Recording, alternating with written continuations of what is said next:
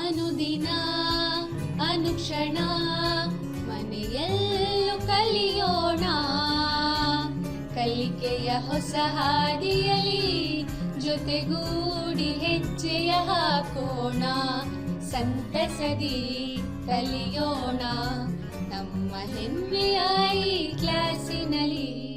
Yes, sir. Yes, teacher. Present, ma'am. बिस्मिल्लाहिर्रहमानिर्रहीम। ई class इक्तिसाबी programme में आप तमाम का खैर मकदम करती हूँ।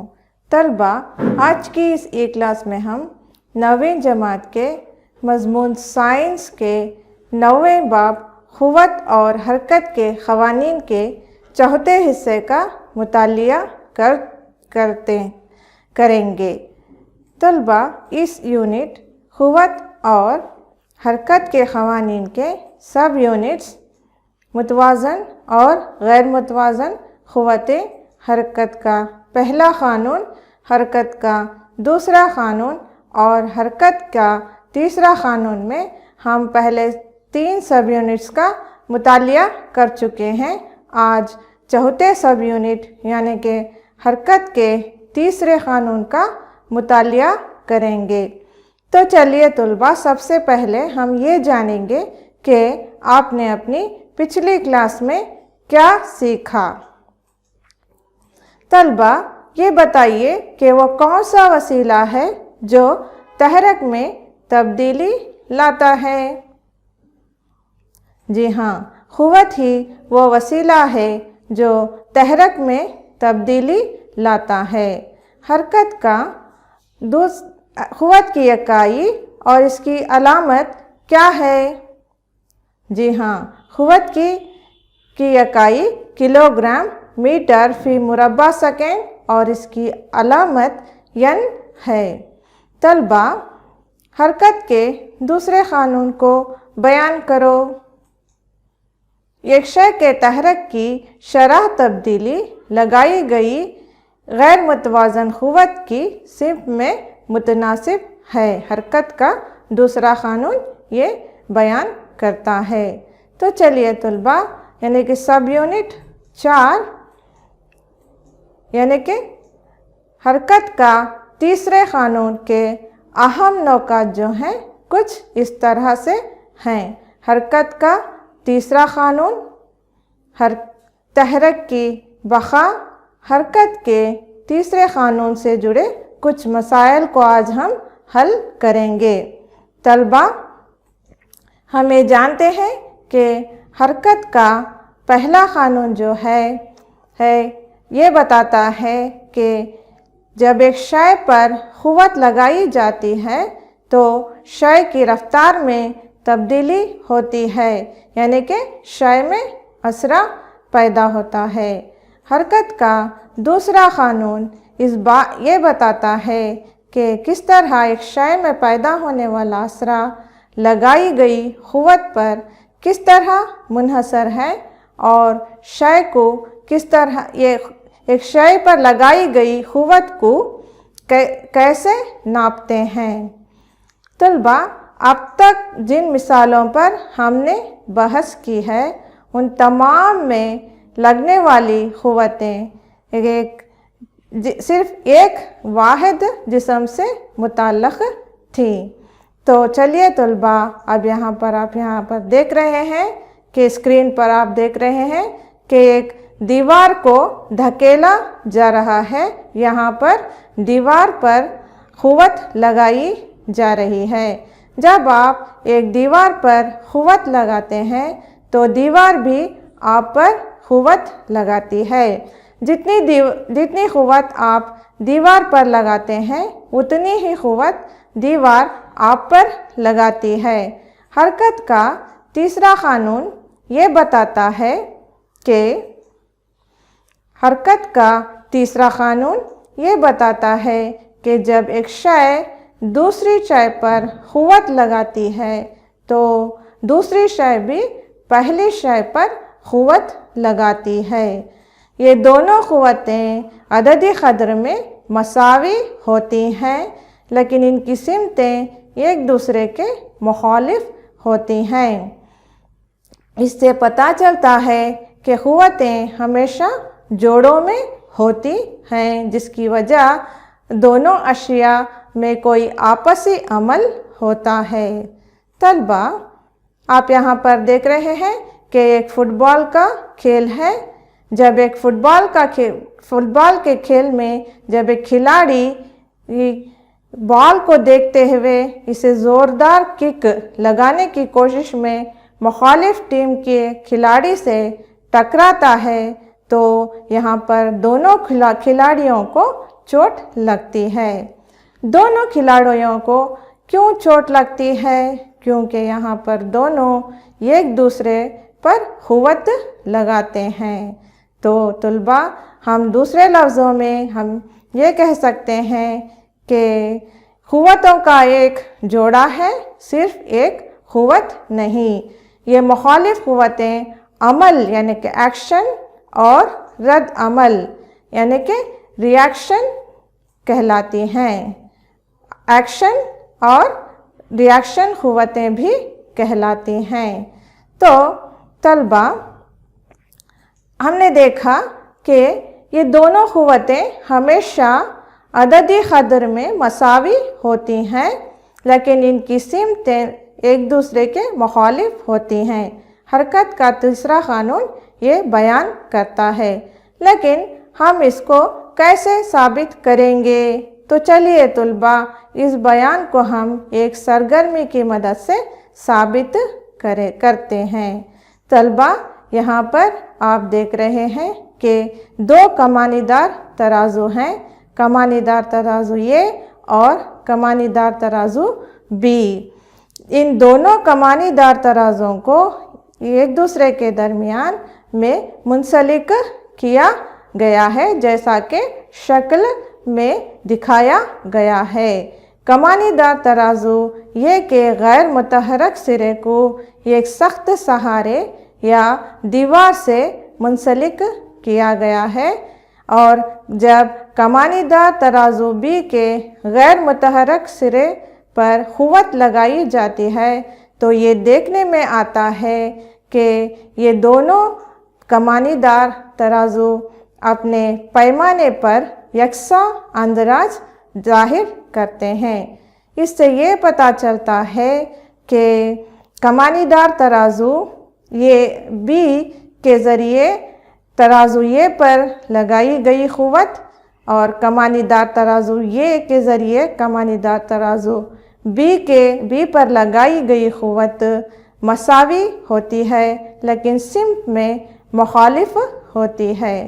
جو قوت ترازو B ترازو A پر لگاتی ہے وہ عمل کہلاتی ہے، اور جو قوت ترازو A ترازو B پر لگاتی ہے رد عمل کہلاتی ہے۔ طلبہ، اس سے ہمیں حرکت کے تیسرے قانون کا متبادل بیان حاصل ہوتا ہے۔ تو حرکت کے تیسرے قانون کا متبادل بیان کچھ اس طرح سے ہے۔ ہر عمل کے لیے ایک مساوی اور مخالف رد عمل ہوتا ہے، لیکن یہ ضرور یاد رکھنا چاہیے کہ عمل اور رد عمل ہمیشہ دو مخالف اشیاء پر کام کرتے ہیں۔ طلبہ، حرکت کے تیسرے قانون کا متبادل بیان ہے: ہر عمل کے لیے ایک مساوی اور مخالف رد عمل ہوتا ہے، لیکن ہمیشہ یہ ضرور یاد رکھنا چاہیے کہ عمل اور رد عمل ہمیشہ دو مخالف اشیاء پر کام کرتے ہیں۔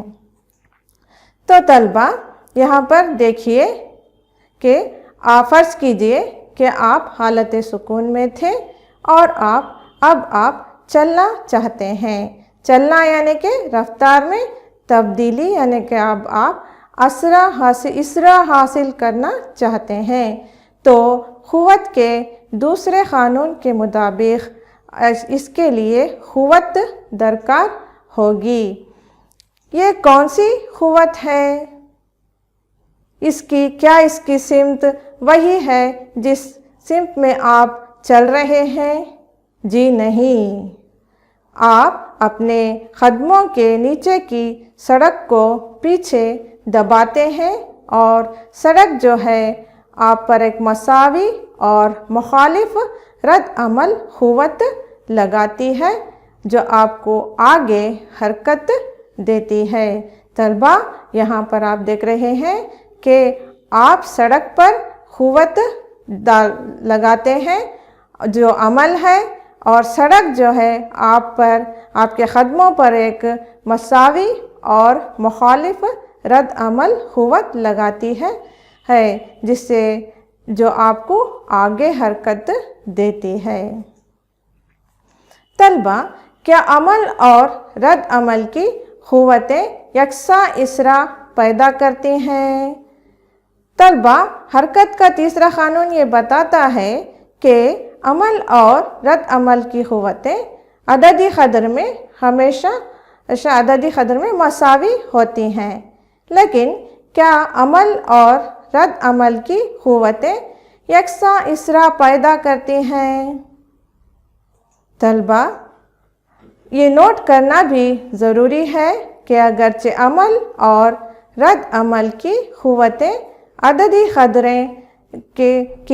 قدریں ہمیشہ مساوی ہوتی ہیں، لیکن ضروری نہیں کہ یہ قوتیں یکساں اثرا پیدا کریں، کیونکہ ہر قوت مختلف اشیاء پر کام کرتی ہے جن کی کیمیت مختلف ہو سکتی ہے۔ طلبہ، کیا آپ نے دیکھا ہے کبھی کہ ٹیلی ویژن پر یا کیا آپ نے کبھی دیکھا ہے اشتہار میں یا وغیرہ میں کہ جب ایک بندوق سے گولی نکلتی ہے تو بندوق پسپا کیوں ہو جاتی ہے؟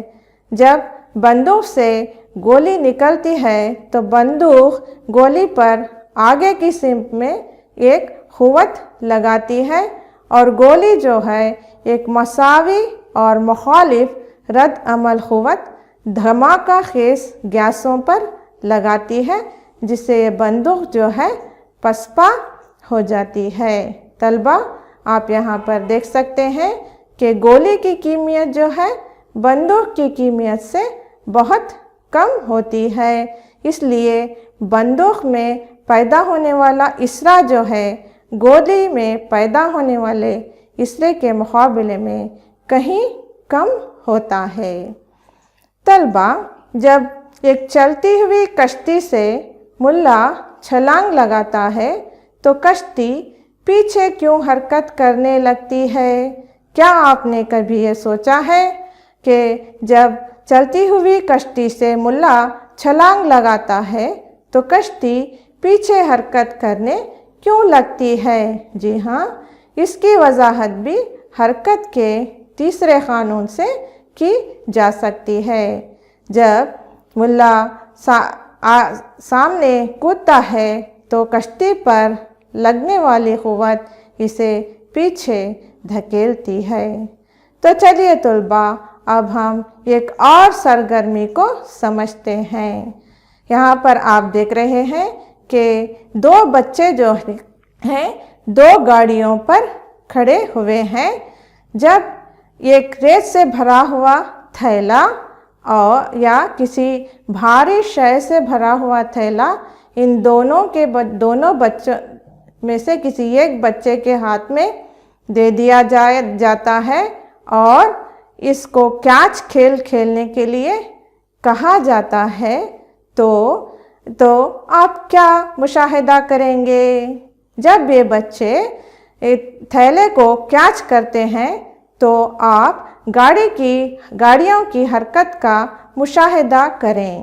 طلبہ، کیا ان دونوں میں سے ہر ایک ریت کے تھیلے کے پھینکے جانے عمل کے نتیجے میں فوری رد عمل حاصل کرتا ہے؟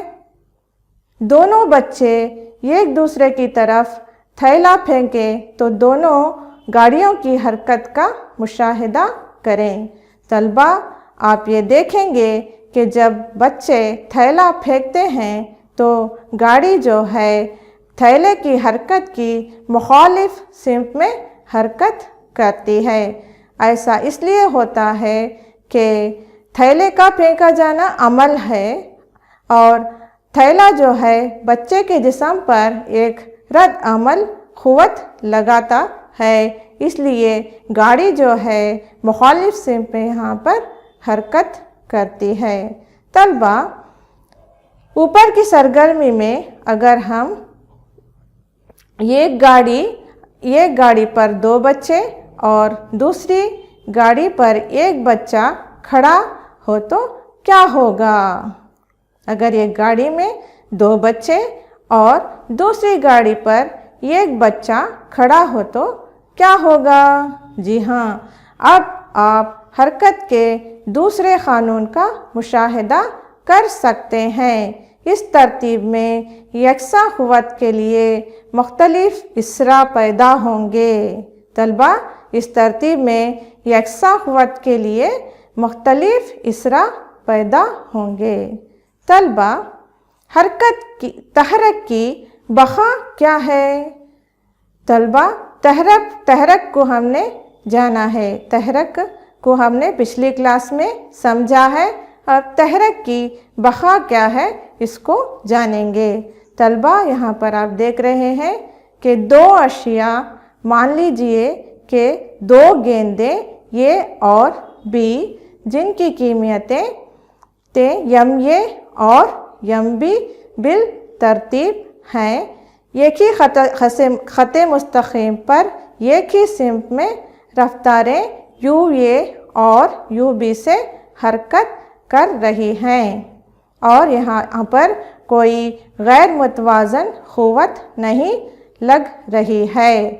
طلبہ، فرض کرتے ہیں کہ UA جو ہے UB سے زیادہ ہے یہاں پر، تو گیندیں جو ہیں A اور B تصادم ٹکر کرتی ہیں یہاں پر۔ تصادم کے بعد کی گیندیں A اور گیندیں B کی تصادم کے بعد کی رفتاریں یہاں پر ہوں گی VA اور VB۔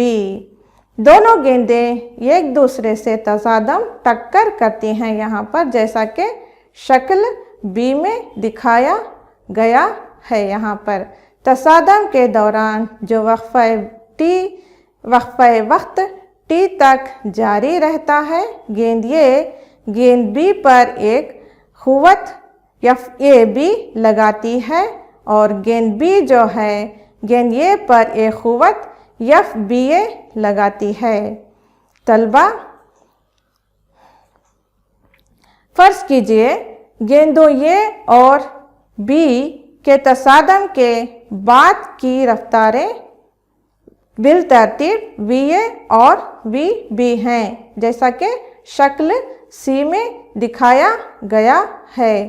تو طلبہ، یہاں پر گیند A کے تصادم سے پہلے اور تصادم کے بعد کے تحرکات بالترتیب ہوں گے MA UA اور MA BA۔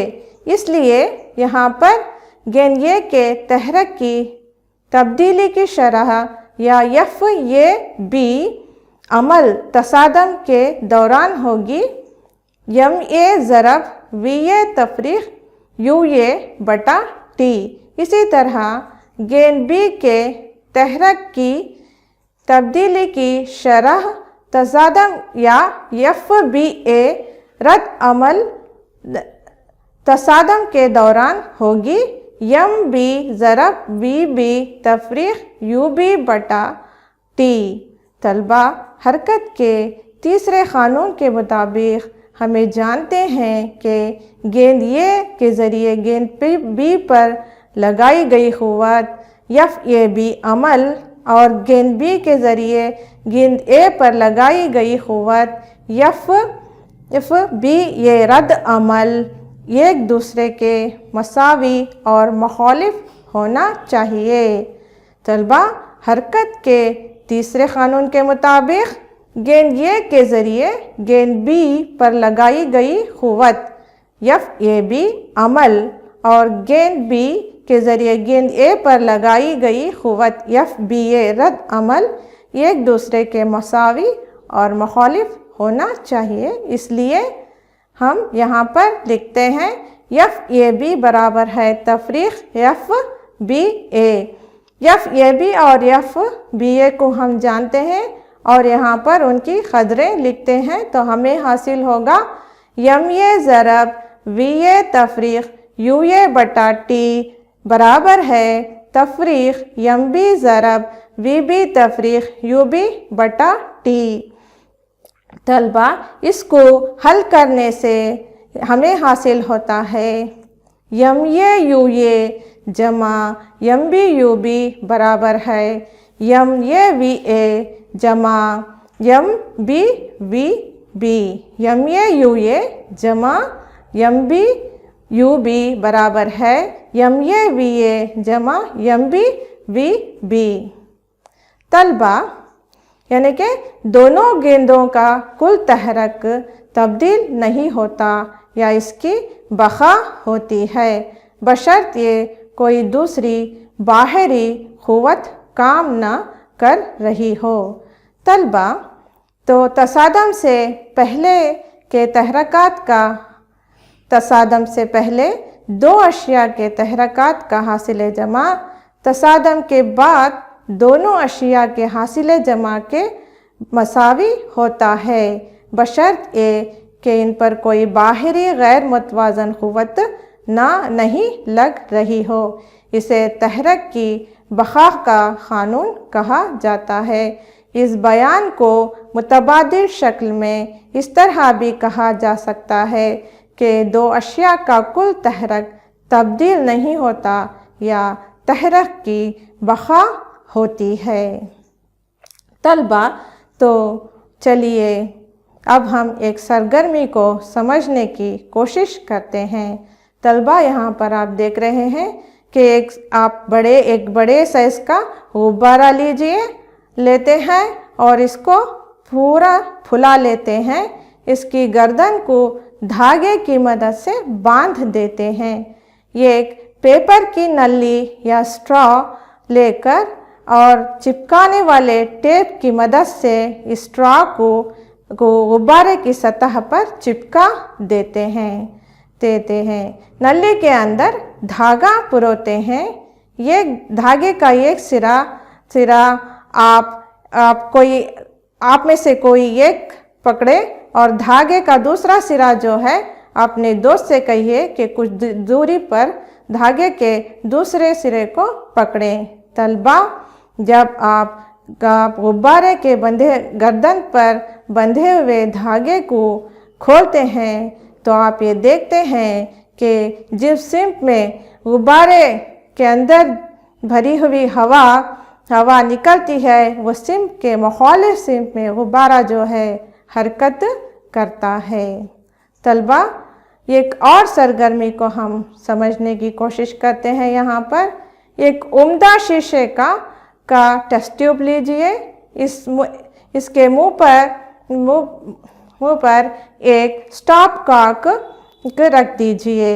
اس میں ٹیسٹ ٹیوب میں تھوڑا سا پانی لیجئے، دو تارے یا دھاگوں کی مدد سے اس ٹیسٹ ٹیوب کو افقی طور پر اس طرح لٹکائیے جیسا کہ شکل میں دکھایا جا رہا ہے۔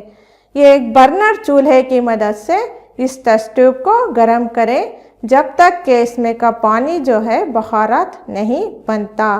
جب اس کے اندر کا پانی جو ہے بخارات بنتا ہے تو آپ یہ دیکھتے ہیں کہ سٹاپ کارک جو ہے حرکت کر کے نکل جاتا ہے۔ طلبہ آپ یہ دیکھ سکتے ہیں کہ جس سمت میں سٹاپ کارک حرکت کرتا ہے اس سمت کے مخالف سمت میں یہ ٹیسٹ ٹیوب جو ہے پسپا ہوتی ہے۔ طلبہ اس سرگرمی سے حرکت کے تیسرے قانون کو ہم سمجھ سکتے ہیں۔ طلبہ تو چلیے اب ہم حرکت کے تیسرے قانون سے جڑے کچھ مسائل کو حل کرتے ہیں۔ 40 کلوگرام کیمیت کی ایک لڑکی افقی رفتار 5 میٹر فی سیکنڈ سے ایک رکی ہوئی گاڑی جس کی کیمیت 3 کلوگرام ہے جس میں بے رگڑ پہیے لگے ہوئے ہیں پر کودتی ہے۔ جب گاڑی حرکت کرتی ہے تو اس کی رفتار کیا ہوگی؟ مان لیجئے افقی سمت میں کوئی غیر متوازن قوت نہیں لگ رہی ہے۔ حل: مان لیجئے کہ لڑکی جب گاڑی پر حرکت کرتی ہے تو اس کی رفتار v ہے۔ طلبہ، تفعال سے پہلے لڑکی اور گاڑی کا کل تحرک ہوگا 40 کلوگرام ضرب 5 میٹر فی سیکنڈ جمع 3 کلوگرام ضرب 0 میٹر فی سیکنڈ، کیونکہ گاڑی پہلے حالت سکون میں تھی تو ہمیں حاصل ہوگا ان کو ضرب کرنے اور دونوں کو جمع کرنے پر 200 کلوگرام میٹر فی سیکنڈ۔ تفعال کے بعد تحرک ہوگا دونوں کا 40 جمع 3 کلوگرام ضرب 20 میٹر فی سیکنڈ، یعنی کہ 43 کلوگرام میٹر فی سیکنڈ۔ تحرک کی بقا کے قانون کے مطابق ہمیں جانتے ہیں کہ تفعال کے دوران کل تحرک کی بقا ہوتی ہے، اس لیے یہاں پر 43 برابر ہے 200، یعنی کہ v برابر ہے 200/43 برابر ہے 4.65 میٹر فی سیکنڈ۔ اس لیے لڑکی گاڑی پر 4.65 میٹر فی سیکنڈ کی رفتار سے حرکت کرے گی۔ اس کی حرکت کی سمت وہی ہوگی جس سمت میں وہ کودی تھی۔ طلبہ، 2 اشیاء جن میں سے ہر ایک کی قیمت 1.5 کلوگرام ہے، ایک ہی خط مستقیم پر لیکن مخالف سمتوں میں حرکت کر رہی ہیں، تصادم سے پہلے دونوں میں سے ہر ایک کی رفتار 2.5 میٹر فی سیکنڈ ہے اور تصادم کے دوران ایک دوسرے سے چپک جاتے ہیں۔ تصادم کے بعد مجموعی شے کی رفتار کیا ہوگی؟ پہلی شے کی قیمت m1 برابر ہے 1.5 کلوگرام، دوسری شے کی قیمت m2 برابر ہے 1.5 کلوگرام۔ تصادم سے پہلے دوسرے شے کی رفتار u2 برابر ہے تفریق 2.5 میٹر فی سیکنڈ۔ تصادم سے پہلے پہلی شے کی رفتار u1 برابر ہے 2.5 میٹر فی سیکنڈ۔ تصادم کے بعد فرض کرو دونوں کی مجموعی رفتار v ہے۔ تحرک کی بقا کے قانون کے مطابق تصادم سے پہلے کا تحرک برابر ہے تصادم سے بعد کا تحرک، تو ہمیں حاصل ہوگا یہاں پر m1 u1 جمع m2 u2 برابر ہے m1 جمع m2 ضرب v۔ ان کی قدریں یہاں پر رکھنے پر ہمیں حاصل ہوتا ہے 3v برابر ہے 0، یعنی کہ v برابر ہے 0 میٹر فی سیکنڈ۔ تصادم کے بعد دونوں کی مجموعی رفتاریں جو ہیں 0 میٹر فی سیکنڈ ہوگی۔ تو چلیے طلبہ، اب ہم یہ جانیں گے کہ آپ نے اس کلاس میں کیا سیکھا۔ کیا عمل اور رد عمل کی قوتیں یکساں اثرات پیدا کرتی ہیں؟ نہیں۔ حرکت کا تیسرا قانون بیان کرو۔ ہر عمل کے لیے ایک مساوی اور مخالف رد عمل ہوتا ہے، لیکن یہ ضروری یاد رکھنا چاہیے کہ عمل اور رد عمل ہمیشہ دو مخالف اشیاء پر کام کرتے ہیں۔ تحرک کی بقا کا قانون کیا کہتا ہے؟ دو اشیاء کا کل تحرک تصادم میں تبدیل نہیں ہوتا یا تحرک کی بقا ہوتی ہے۔ گھر پر کام نوٹ کر لیں۔ اگر عمل ہمیشہ رد عمل کے مساوی ہوتا ہے تو وضاحت کیجیے ایک گھوڑا گاڑی کو کیسے کھینچتا ہے؟ آپ یہ کیسے ثابت کریں گے کہ ایک جدا نظام میں جہاں کوئی باہری قوت نہ استعمال ہو وہاں تحرک کی بقا ہوتی ہے؟ 3 کلوگرام کا ایک ڈمبل اگر 80 سینٹی میٹر کی اونچائی سے فرش پر گرتا ہے تو وہ فرش کو کتنا تحرک منتقل کرے گا؟ اس کا نیچے کی سمت میں اثرات 10 میٹر فی مربع سیکنڈ لیجئے۔ شکریہ طلبہ، میں یہ امید کرتی ہوں کہ آپ گھر پر کام کو بجا لائیں گے اور جو کچھ بھی اس مطالعے میں آپ نے سیکھا اس کو اور زیادہ سیکھنے کی کوشش کریں گے. اللہ حافظ. ಅನುದಿನ ಅನುಕ್ಷಣ ಮನೆಯಲ್ಲೂ ಕಲಿಯೋಣ, ಕಲಿಕೆಯ ಹೊಸ ಹಾದಿಯಲಿ ಜೊತೆಗೂಡಿ ಹೆಜ್ಜೆಯ ಹಾಕೋಣ, ಸಂತಸದಿ ಕಲಿಯೋಣ ನಮ್ಮ ಹೆಮ್ಮೆಯ ಈ ಕ್ಲಾಸಿನಲ್ಲಿ. Yes, sir. Yes, teacher. Present, ma'am.